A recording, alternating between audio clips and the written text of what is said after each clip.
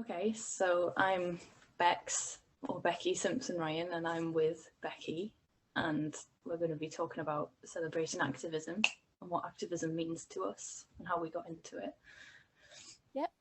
Yep. So hi, I'm Becki. I'm currently a trainee person-centered therapist. I'm in my second year of my diploma.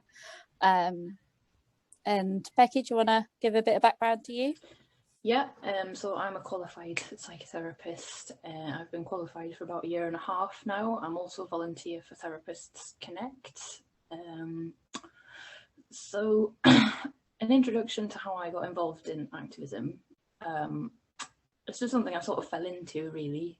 When I first qualified and I joined Twitter, I think there was a lot of issues in the profession that I wasn't aware of. And through joining Twitter and through following quite influential figures, I became more aware of these issues.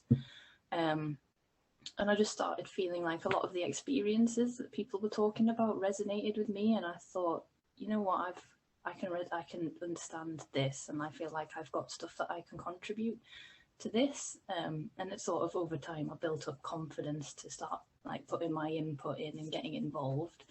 I also got involved with an organisation called CTUK, about paid work for counsellors, and all of these things that I think activism tends to have some deeper meaning, and all of these things had like a very deep personal meaning to me, so that made me want to get involved more. And I started using my voice, talking about my experiences, writing blogs, and it started getting a good response back. And I sort of realised this is getting the word out, this is starting to get people to think a different way, and it's starting to make a difference, really. And that's sort of how I got into it. And I sort of feel like activism can be quite heavy if it's just a select few people doing all the work. So that's kind of why I feel like everybody's voice matters. And the more you get involved with it, the more you put your input in, it helps. It really does help so much, because it helps to take that pressure off those few individuals that are saying all these things. And there can end up being quite a lot of backlash from it. So it really sort of helps to carry that load, to carry that weight. I hope that makes sense. Yeah, it does. I suppose I have a very similar kind of story, I guess, but I just kind of came to it a little earlier, like the fact that I'm still in training.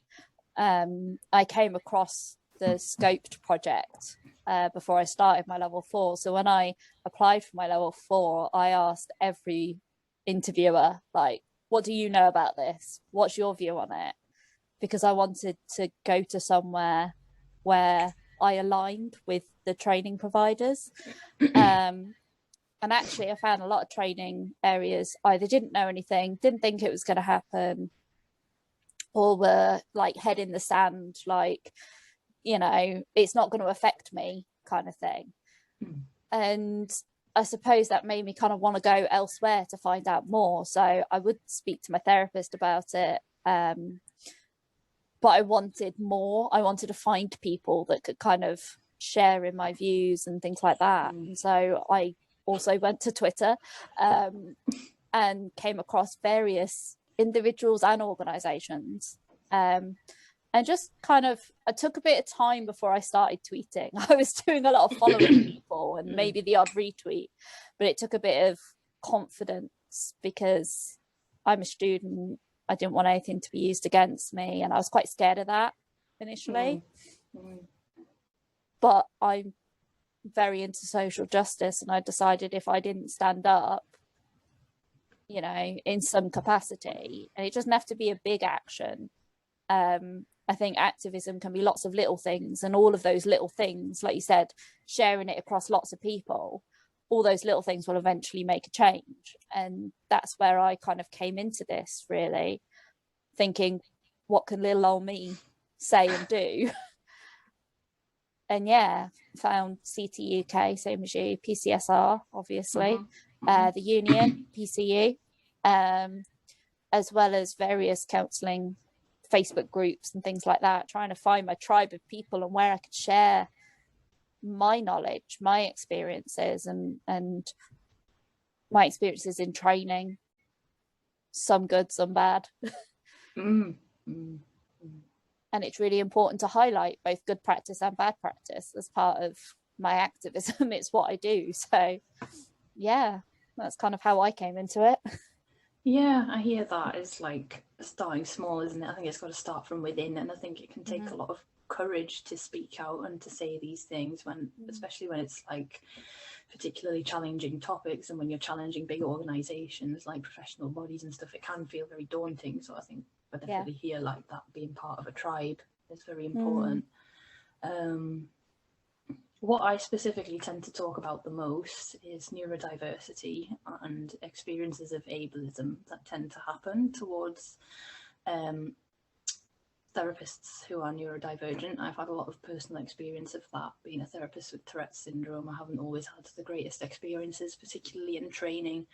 And when I've spoken out about these experiences previously directly to the individuals, I wasn't really taken seriously. Nothing was really done about it. So that's how activism has really helped me to sort of put that out there and get all that support back.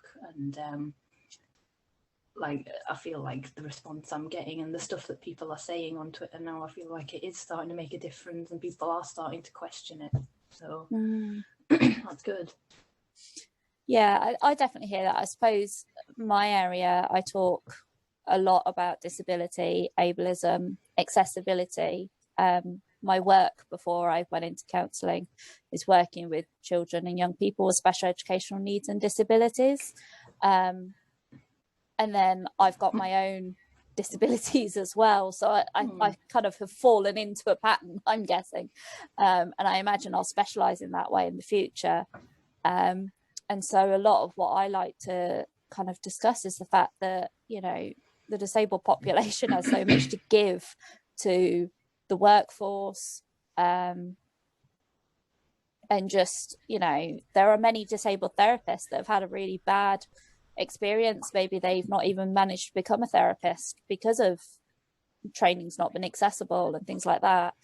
And so I did a research project for my course, and I focused on the experiences of disabled therapists and found that 2/3 of the therapists that responded had experienced discrimination.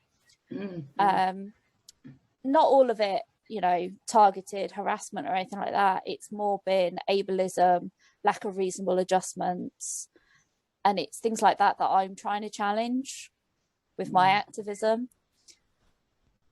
Yeah.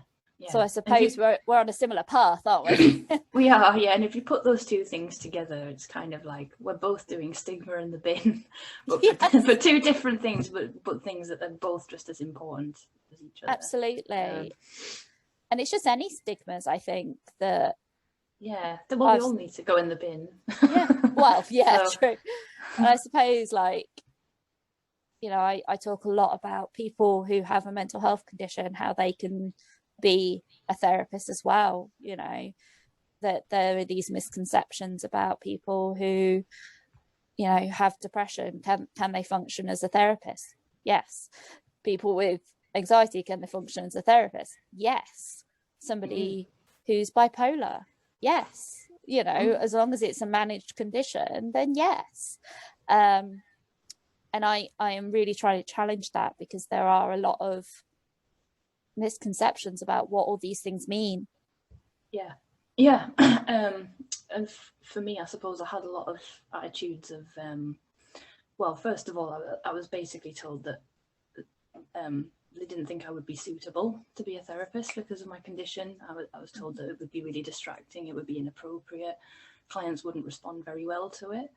I also saw some comments online, not from actual therapists, but I saw some stuff that basically said the idea of a therapist having Tourette's would be completely ridiculous. It would be just so out there, and you would find it hard to take it seriously, and it would be hilarious and all this stuff. And all of that stuff was really upsetting.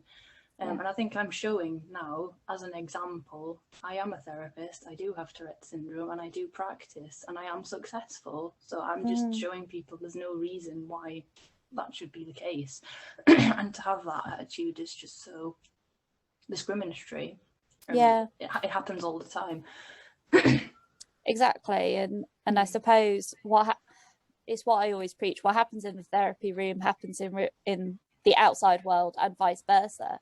You know, people with disabilities or neurodiversity, all those kinds of things, they're present in every aspect of life, you know, and to suggest that we couldn't work effectively because of whatever our condition is or whatever is ludicrous. We're diverse people, and I feel that my activism is about celebrating that and finding ways to make things more accessible. It's not about saying to people you're wrong and having a go at people. It's saying, okay, you're doing it this way, have you thought about doing it a different way that would be more inclusive? Yeah absolutely. And I feel there are challenging shifts. Yeah, it's challenging the narrative, isn't it? Yeah, it's challenging the narrative that gets pushed, and like trying to get people to see things a different way. And I think there is a lot to celebrate about activism, isn't there? Oh, so much. I mean, we could spend an hour talking about it, and I'm pretty certain we'd be in trouble for sending in that long a video. Yeah. But, you know, obviously we focused on disability and different kind of abilities in this one, but there's lots of things that you and I are both involved in. I suppose the scoped stuff, general training, like actual Mahmood's race training, that challenging racial inequality. Yeah. And I think that's another thing that I definitely tweet about and share about a lot, kind of thing. And yeah, there's just so much to celebrate and be involved in and being excited for. It makes the profession exciting.